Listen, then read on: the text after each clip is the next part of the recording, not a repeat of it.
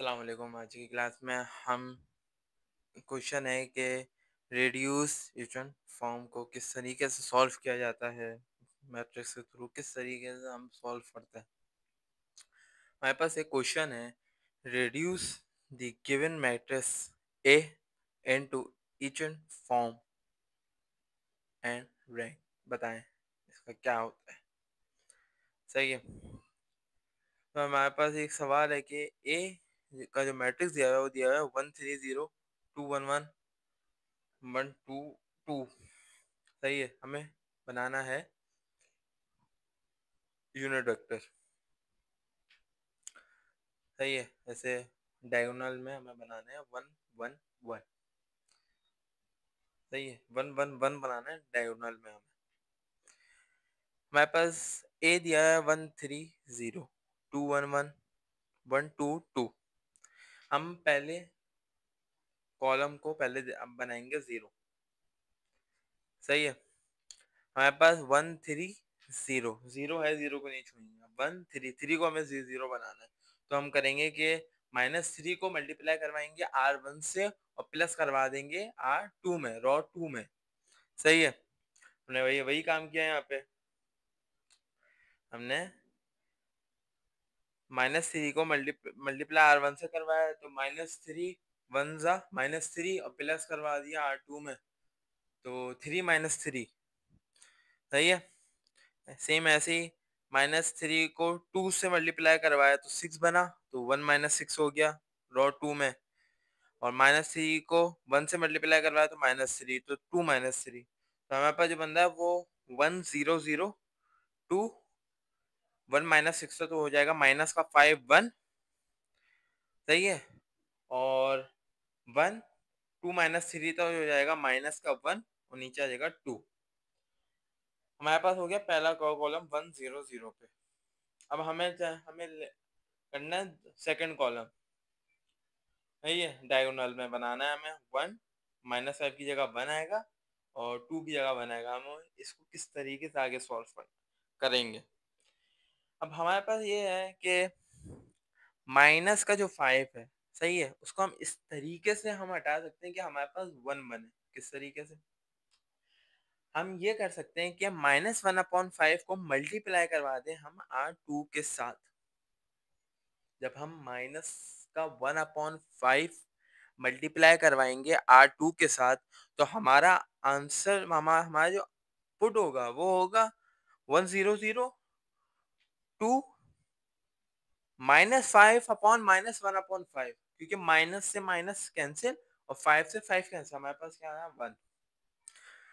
जब हम -1 को मल्टीप्लाई करेंगे -5 -1/5 के साथ, तो हमारे पास जो आंसर आएगा वो आएगा 1 0 0 2 1 0 और 1 1/5 2।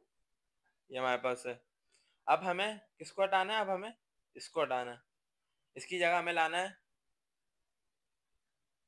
इसको हटाना है। सॉरी, इसको नहीं, इसको हटाना है। पहले हमने इस वाले कॉलम को 0 किया यहाँ पे। अब हम इसको करेंगे और हम इसको करेंगे 0। सही है। अब हम करेंगे कि -1 को मल्टीप्लाई करवाएंगे R2 के साथ और प्लस करवा देंगे R3 में।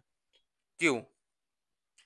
अगर हम -1 को इसके साथ करवाएंगे मल्टीप्लाई, तो ये हमारे पास होगा -2। तब भी हमारे पास 1 बचेगा, वो भी माइनस का।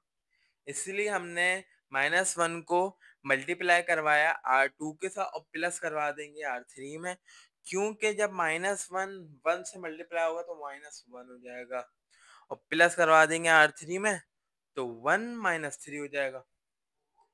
सही है। तो आपके पास कुछ इस तरह से इक्वेशन आएगी 1 0 0 2 1 1 और 1 1/5 2 -1/5। -1 को हमने मल्टीप्लाई करवाया 1/5 से, तो -1/5 आया हमारे पास। सही है। हमारे पास जो बन रहा है वो 1 0 0 2 1 0 1 1/5 और उसके बाद बन जाएगा हमारे पास 9/5। कैसे?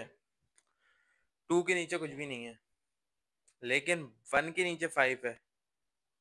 जब 5 2 से आगे मल्टीप्लाई होगा ना, तो हो जाएगा 10। और 10 जब -1 से होगा माइनस, तो बचेगा 9।